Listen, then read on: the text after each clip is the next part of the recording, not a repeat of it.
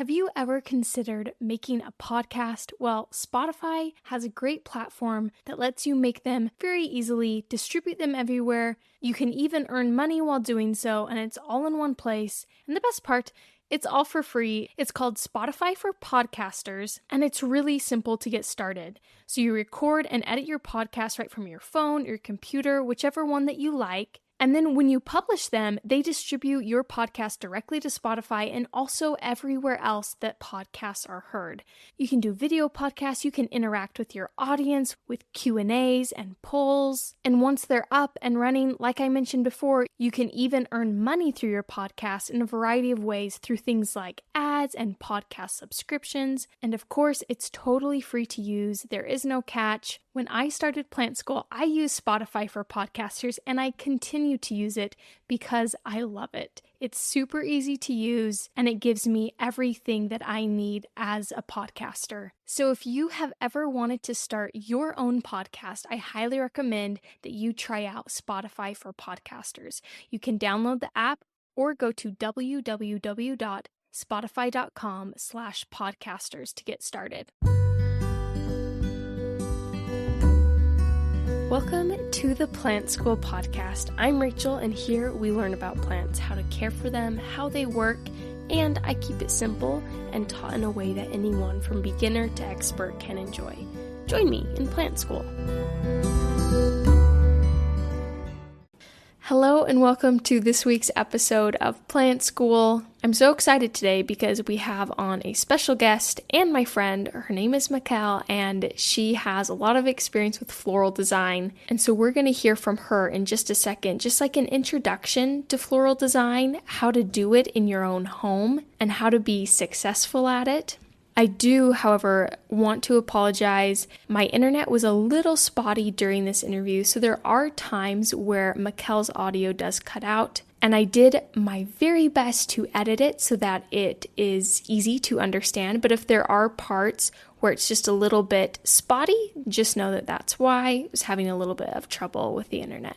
But I hope you guys enjoy this interview, and before I get to it, I have a giveaway winner to announce. So right this very second, I have entered in everyone's names into, I don't know, it says wheelofnames.com. It was the first thing that popped up when I said random name generator. So here we go. I put in everyone's name who entered in. Let's find out who won this one though. How do I spin the wheel of names? Oh, click to spin. Come on, Rachel. Here we go. Oh, it has noise.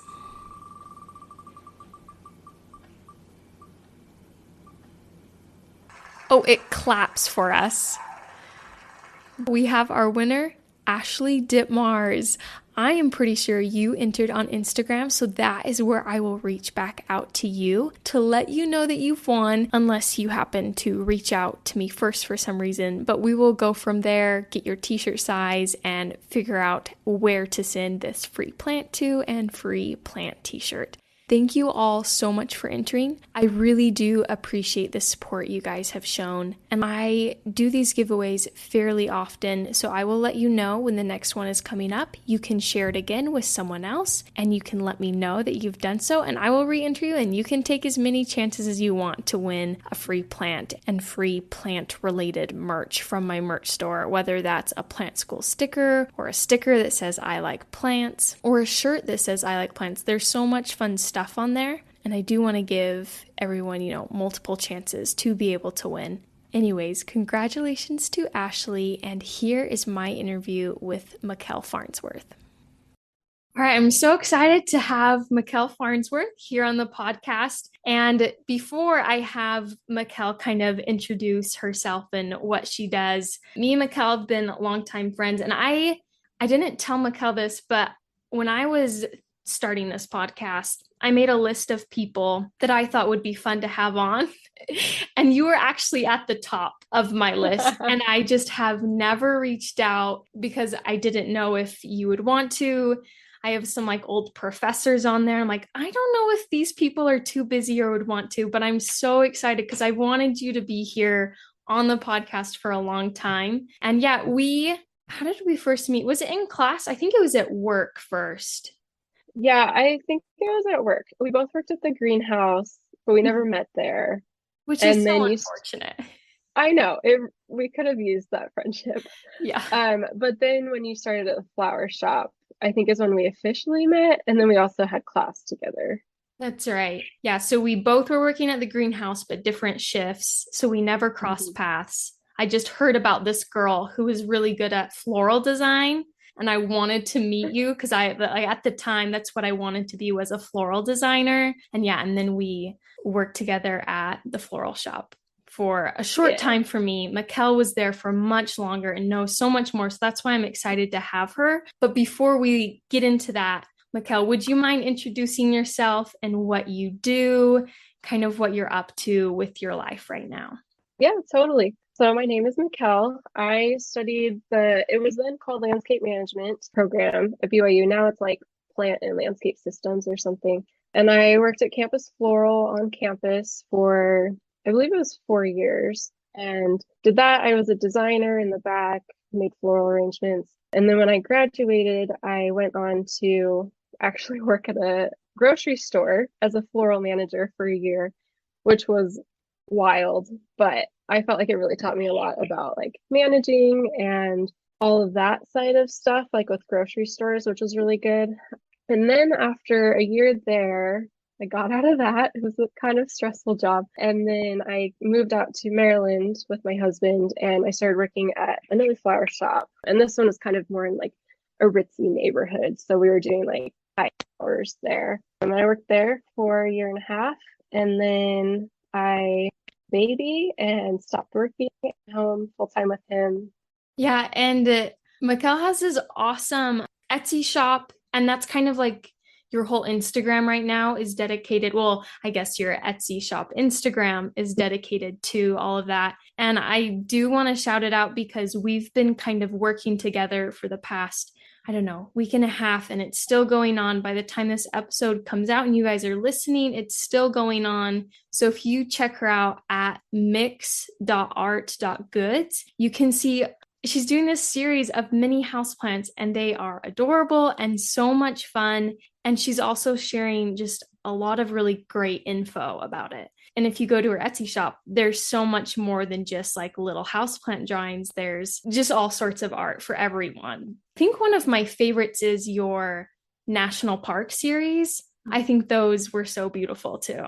Yeah, that was kind of my first series. So I've been doing like art on the side as a hobby, like all through college and then I did like a national park series, which kind of kicked it off. And then ever since then I've done a lot of different art where I'll do like drawing or watercolor. It's kind of my favorite stuff to work with. So yeah, I've been doing mini house plants and fun. Yeah, and those are in watercolor too, right? Yeah. Yeah. Okay. And they're all like a 1 inch by 1 inch little house plant. Yeah, they're so much fun. Okay, so from the title of today's episode, you guys can see that we are going to be talking about floral design, and for good reason, because Mikel does know a whole lot about it. So I guess we've kind of covered how you got into floral design. I do want to ask though, like, was there a draw for it for you, or was this just an open job on campus, or did you really have a reason for going into it or anything like that? It was definitely a draw since I was like, I don't know, middle school. I always was like, oh, someday I'm gonna like move to Italy and have a flower shop. And then once I was in college, I actually it was kind of funny. I got a coupon for easy from the flower shop on campus. And so I went to go get it and I walked in there and I was like, oh my goodness, why have I not like known about this? I have to work here. So I moved home that summer so I got the job and then I just was ready to be there as much as she needed. And then she started training me as a florist. And yeah. And so for those that are listening, where should we start? Like what should we know first about floral design coming into it? So as I've been a florist for many years, I think that it's my due diligence to say that this isn't to replace a florist because I'd say you definitely, there's a place for florists. You need them for events, like if you're doing a wedding or anything high design. That's not something you can do on your own because it takes a lot of skill and time to kind of like master the design principles and how everything should go together. And your average Joe is going to know if you designed and did your own wedding flowers and don't have the skills behind it necessarily. Also, not a florist, and there's more of like a freshness. And then you can also find rare types of flowers. So I would say for any of those things, you definitely want to go to a florist. That's good to know because I feel like some people might listen to this and be like, oh, I'm good to go. I can do my own wedding now. But definitely Yeah, florists are totally. needed. It's an art. It's an art. Yeah.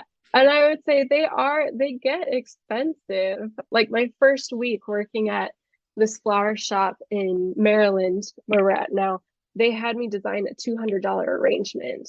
And I was floored. I was like, this is crazy. So I designed it and put it on a table. And within a day, someone came in, asked how much it was, and then bought it. Like it is an Wow. expensive You thing. weren't And I would lying about it being ritzy. yeah, it can get really expensive. So I would say like I totally understand, but like I mean I don't feel like I can go to a florist all the time because it's out in everybody's budget. So I would say if you want flowers, just something fun, maybe you want to design them or something, then I totally say yeah, like a grocery store or farmer's market or a local farm, like that's totally a good way to go. And I would say, as far as grocery stores go, my favorites, I don't know if this is like everywhere, but Trader Joe's is well Mhm. known as having a good floral department. And I really do like their flowers and they're good prices and good quality. Costco does fairly well too. They're pretty big, like wraps of flowers and stuff. So you may not need that many flowers. And then as far as a grocery store, just like your corner grocery store, Smith's or whatever, you want to get familiar with your store because there's generally a floral manager at each store. So I would say with your local grocery store, just kind of like take a look, see if things look droopy, if things look like they're just if they look nice, if it looks designed and clean, there's a better chance that there's like a good florist there. And Mhm. also, grocery store, they generally get this is everywhere, but at a grocery store, they generally get their flower shipment, like a big one each week. It's really key to just know kind of when that comes. So you can even ask the florist at the grocery store. You see them behind the counter, you can say, hey, when do you get your flower shipment? And usually they'll tell you. And usually it's either Monday or Tuesday is their big Okay. one. So when you're buying flowers, I would say shoot for like, I would probably go in like a Tuesday afternoon. They've had time to put out the new flowers, and everything will be the freshest. Okay. And when you're picking them out, because I feel like a lot of people, like I saw this even at when we were working at Campus Floral, someone would come in and just be so overwhelmed with the choices, suffered from like indecision of like, I have no idea where to start. So for someone walking in to their grocery store and they found that like the flowers are fresh, they're looking good, do you go by color? Do you kind of just go by what you feel like? How would you suggest to someone who has indecision going about that? Yeah, I mean, for me, I tend to go for color. And then it's handy because I've worked with flowers long enough that I kind of know what's a longer lasting flower, but longer lasting is good. So, just for reference, some longer lasting flowers could be like a carnation, mums or daisies, sunflowers typically, also tulips, sometimes roses. So I would say my biggest thing with the grocery store is I just want something that's going to be fresh. So I'm going to share a couple tips Okay. about how to find the freshest. So the biggest thing is know when the shipment comes in, kind of have an idea. And then the next thing you want to get up close to the flowers. And as a kid, I was always like warned, don't touch the flowers, like that'll hurt them.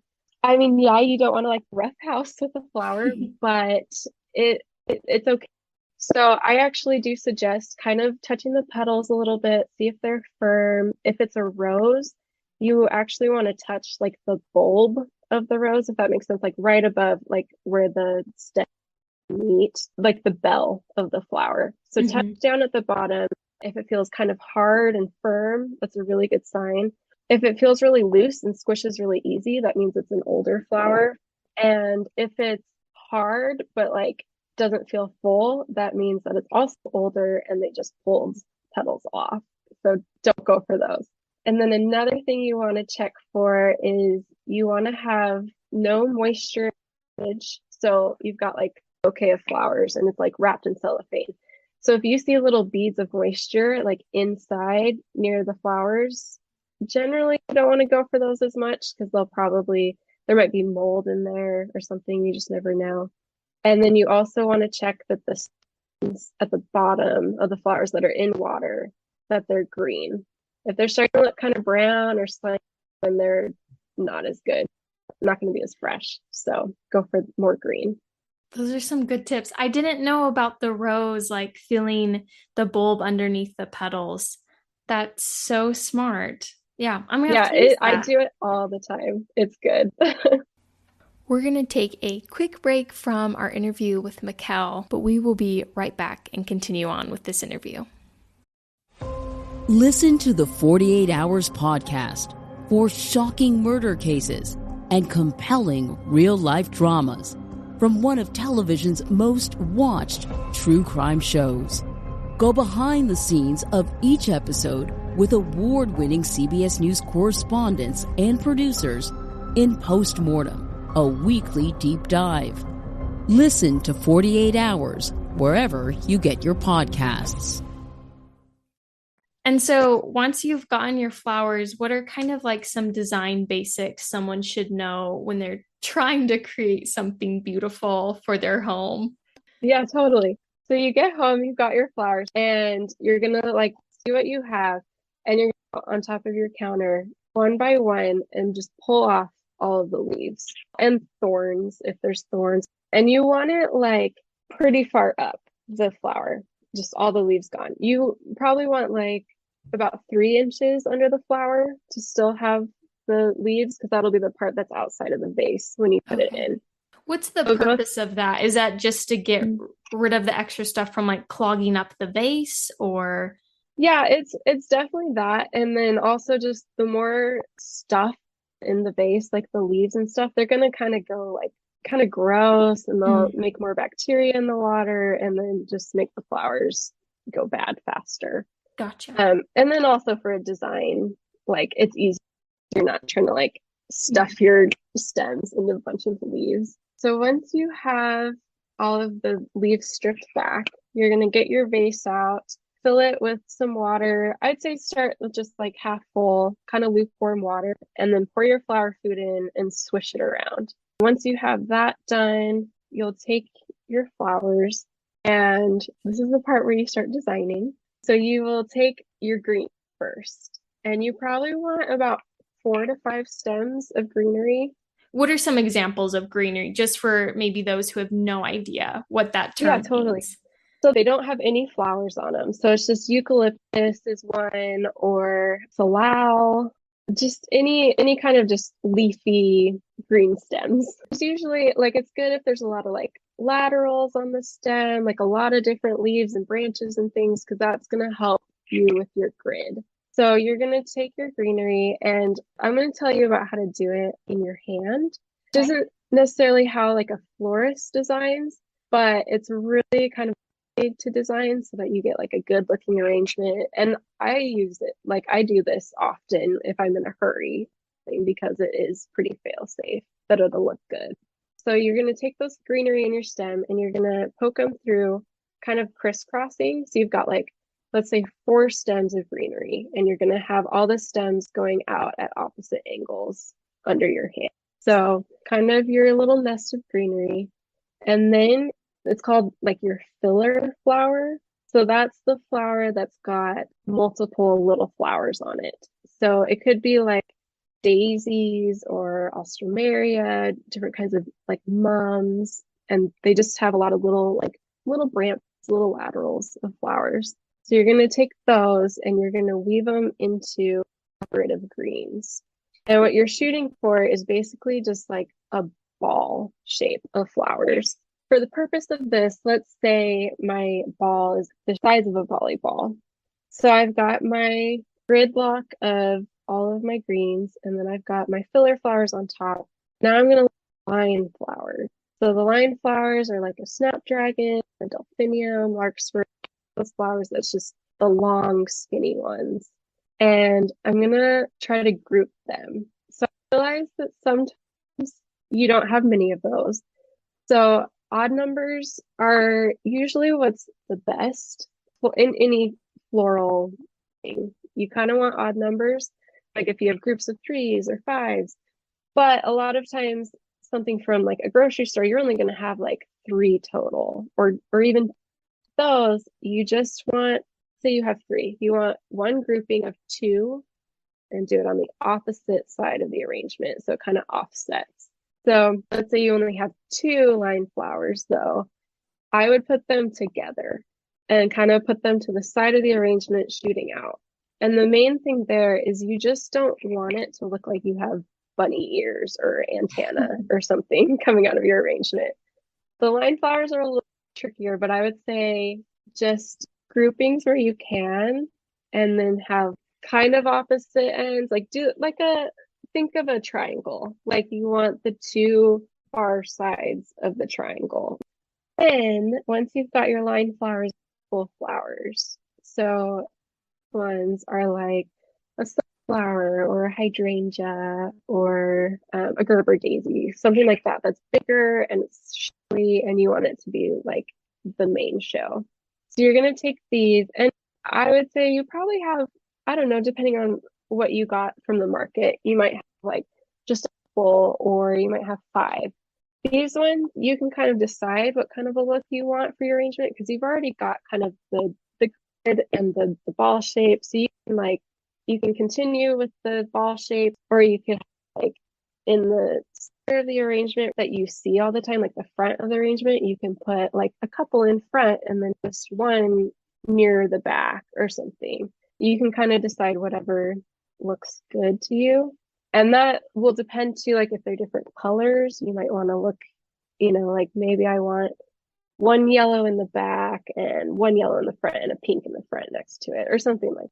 Whatever looks good to you. That's where it's just up to your eye. And then the last thing is your accent flower. So that is going to be like your baby's breath or your wax flower or aster. Those are the flowers that have teeny little flowers all over them. So these ones, you're going to fill any holes. You want to hold your arrangement that you have in your hand, hold it farther out in front of you and kind of like twist it around and look and just see if there's any spots where there's like no flowers, or you kind of see the stems through, or it just looks a little blank. And that's where you'll put in the accent flowers. So kind of where you've got all of your main designing done. And then while you're looking at your arrangement and you're looking at these accent flowers, what you want to do is make sure that the heights of them are good. So for instance, like the greenery is going to be the lowest, and then the focal flowers you want a little higher. So you'll just try to like lift those a little bit higher than the others. And you'll kind of like loosen it with your hand, like jiggle it a little bit. You can use your clippers, and use clippers instead of scissors, because scissors have a flat side on them that can push the stem, whereas clippers have two sharp sides. So you'll clip all of your flowers to the height of your vase. You want just the flowers and the greens at the very top of the vase, touching the top, and then up from there. And you will cut all of your stems at a 45-degree angle. And this is good because it, one, allows for more surface area of the stem to be open so that more water can get through. And then also it makes it so your isn't just sitting flat on the bottom of the arrangement. So it's like able to get more water in, and it's less susceptible to get all of the bacteria and gross stuff that sits on the bottom. There you got your arrangement. Awesome. And so, how long can you expect an arrangement to last usually? Or is there a way to kind of extend that? If you're getting it from a florist, probably about a week is like a guaranteed time usually. If it's from like a grocery store, it's probably going to be more around like 4 or 5 days. You can make it stretch. So what you want to do with that is you've got your arrangement, and you want to put it not in direct sun. Don't put it anywhere where it's going to be like hot. You don't want it to be under like a draft or be dry. You don't want any of that. So put it somewhere safe like that. And then you want to change the water probably like every 2, maybe 3 days, and cut all the stems again each time you change the water so that they can have a fresh little opening to bring in the water. And then the other thing you want to do is if you see any flowers that are starting to die, hurry and take those out, because if you don't, then they'll have bacteria in the vase and then they'll make the other flower fast. And then finally, the other thing you want to keep your arrangement from is any type of ripening fruit, like a fruit bowl of apples or something, because the fruit, as it's ripening, lets off a gas called ethylene, which then transfers to the flowers and then makes them also die faster. So if you're doing all these things and using flower food as well, the little packets that they give you, then I would say your arrangement should last definitely on the higher end of days. Okay, yeah. And for the flower food, do you like change out the water and put in new flower food? Do you just dump in extra flower food? How does that work? Yeah, so when I change the water, and this is a tip when you're at the grocery store, a lot of times there's kind of like a little desk where the florist works. They will sometimes have like dishes or flower food packets. So look for that and grab extras, because then when you're changing the water later, you'll want to like get fresh water, put the flower food in, swish it around. I've heard of people, and I think this was in floral design class, so I don't know. That teacher, she was fun, and I sometimes wonder some of her advice, how great it was. But she said you can make your own flower food by using, I think it was like Sprite and lemon juice. Have you ever heard of that? Is that a real thing? It was from that class. Okay. I heard the same thing in there. I think she also said like penny in, or like, Yeah. just don't do any of those things. Okay. Good to know. I would say if I have flower food, which a lot, because I'll go like pick them from a local farm or something, just don't use flower food. I just go without and just try to keep the water clean as possible.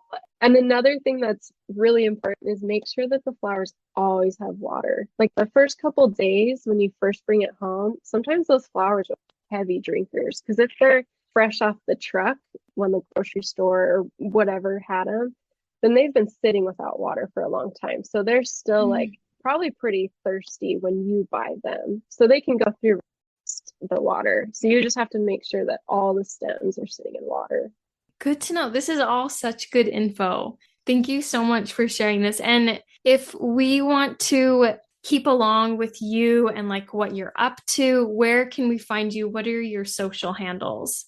Yeah, so I am most active on my account, and that's on Instagram, just at mix.art.goods, and that's mix, MICKS .art.goods. And I share a lot to my story on there, not just about art. Like I'll share about plants, life, flowers. That's probably the best place to find me. Perfect. Well, thank you so much for coming on and for sharing all this information. There's no way I would have been able to encapsulate everything you shared, because I think a lot of it just comes with all that experience that you have. So thank you so much, Mickelle. Yeah, definitely. Thank you. And that concludes my interview with Mickelle. I learned so much from her. I'm so excited to use all those tips that she shared with us, and I hope you guys found it helpful too. Thank you so much for listening to the Plant School podcast, and I hope that you guys will join me next week for another new episode. Thank you for being here and listening today, and I hope you'll join me next week. If you'd like to support this podcast and keep it going, you can find the support link below in the description and donate. Or I have some awesome Plant School merch, including stickers, shirts, and mugs, and the link to my shop is in the description as well. And if you don't want to spend any money but still support the podcast, share this podcast with a friend, either verbally or electronically. This will even qualify you for my giveaway. Just message me on Instagram at TinnyPlant that you shared the podcast with a friend, and you'll be entered in for a chance to win some goodies. Winners will be announced on the podcast. Again, thank you for listening, and I hope you have a great week.